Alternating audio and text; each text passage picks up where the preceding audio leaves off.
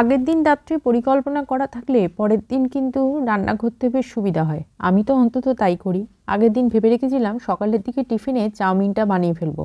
সবজি কাটা ছিল, চাউমিন সিদ্ধ করা ছিল, শুধু ভোরবেলা উঠে চাউমিনটা বসিয়ে দিলাম। এতে না সময়টাও কম লাগে। অনেকেই অবশ্যই করো, এটা যে একা আমি করছি তা কোনো কথা নয়, কিন্তু তবু। আর দেখো আজকে বেশ সকালের দিকটা বাইরের ওয়েদারে কুয়াশার পরিমাণটা কমই ছিল, বেশ রৌদ্র ঝলমলে। আজকের ভিডিওটা খুব ছোট্ট হবে, কিন্তু একটা জিনিস তোমাদের সঙ্গে শেয়ার করব, সেটা হচ্ছে ফেলে আসা কিছু স্মৃতি। যদিও সেই স্মৃতিটার মধ্যে তিক্ততাও আছে, আবার ভালো লাগা ভালোবাসাও আছে। চলো ভিডিওটা দেখতে থাকো। আশা করছি যে যেখানে আছো ঈশ্বরের কৃপায় ভালো আছো। আমাদের এই ছোট্ট ব্লগে তোমাদেরকে স্বাগত। এখানে বসিয়ে দিয়েছি কুমড়োর তরকারি, বড়ি ভেজে কুমড়োর তরকারি। আর জানো তো, বড়িটা নতুনই নিই, এটা কিন্তু কোনো দোকানের বড়ি নয়, একজন বাড়িতে বড়িটাকে রেডি করে, তো সেই তার কাছ থেকে আর কি আমি বড়িটা নিই। এত ভালো টেস্ট তোমাদেরকে ঠিক বলে বোঝাতে পারবো না। আর নিলে অবশ্য ওই দিদি বলে যে বেশি করে নিয়ে নিন, অনেকটা দিন চলবে, কিন্তু বেশি করে নেওয়াটার খুব একটা পক্ষপাতী না। কারণ হচ্ছে বড়ি বেশি দিন থাকলে না খুব একটা ভালো থাকে না।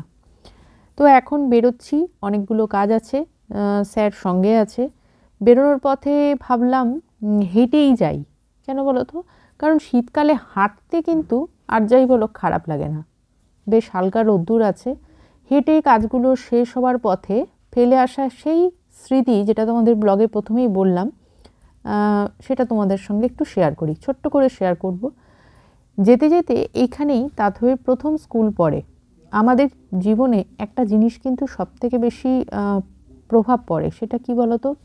প্রথম লেখা, প্রথম স্কুলে পড়া, প্রথম শব্দ উচ্চারণ, এগুলো কিন্তু আমাদের মনে থেকে যায়, বা যারা করে সেটা সন্তানই হোক বা পরিচিত, সেটা কিন্তু মনে থাকে। তো যেহেতু সন্তানের বিষয়, সে প্রথম এই স্কুলটাতে পড়ে। ভালো অভিজ্ঞতা আছে জানো তো, এই স্কুলটাতে মধ্যে অনেক কিছু ভালো আছে অভিজ্ঞতা, কিন্তু অনেক আবার তিক্ত অভিজ্ঞতাও আছে। তবে আমার বিশ্বাস তিক্ত অভিজ্ঞতাটা ভুলে যাওয়াই শ্রেয়। বাড়িতে চলে এসেছি, আর আজকে ভাবলাম আউটডোরের সামনে থেকে, মানে এখানে একটা জায়গা আছে, বেশ অনেক রকম সবজি বাজার ছাড়াও পাওয়া যাচ্ছে। আসলে শীতকালে কি হয়, বিভিন্ন রকম সবজি বেশ বেলার দিকে গেলে একটু সস্তায় বেশ পাওয়া যায়, এবং সেটা যে সস্তা বলে খারাপ তা নয়, কিন্তু কোয়ান্টিটিতে বেশ অনেকটা নেওয়া যায়। আর সকালের দিকের বাজারে ফ্রেশ থাকে, দামও বেশি থাকে। তো ভাবলাম যে সেই উদ্দেশ্যটা নিয়ে একটু এগিয়ে গেলাম। তো আজকে বসেনি, সব ফল টল নিয়ে বসেছে, আর ফল কেনার এখন কিছু ছিল না।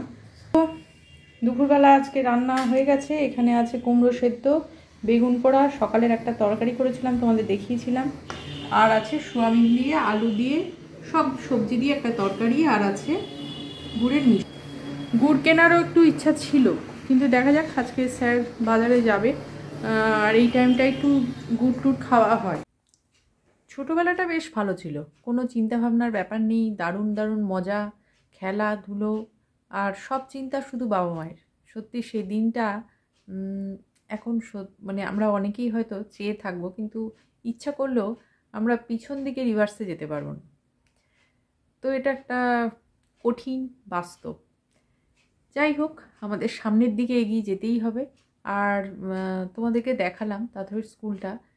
যখন আমরা প্রথম এখানে এসেছিলাম, তাথইকে প্রথম স্কুলে দেব, এটা আমাদের অনেক মা বা বাবার মধ্যেই এটা থাকবে, ঠিকমতো ম্যানেজ করতে পারবে কি না, ঠিকমতো ওখানে গিয়ে কীরকম কী করবে, ছোট বাচ্চা, এটা ভয় হয়। মা বাবা হিসেবে সবারই একটু ভয় থাকে, আমার হয়তো ছিল সেই ভয়টা, কিন্তু দেখলাম যে না, সেদিক থেকে কোনো সমস্যা হয় না।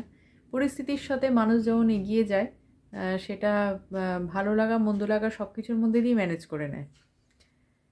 তো আজকে এখন সন্ধেবেলা আজকে রান্না আমি সকালের দিকে কিছুটা করে রেখেছিলাম, আর বাকিটা ছিল রাত্রে, ভেবেছিলাম একটু পনির করব।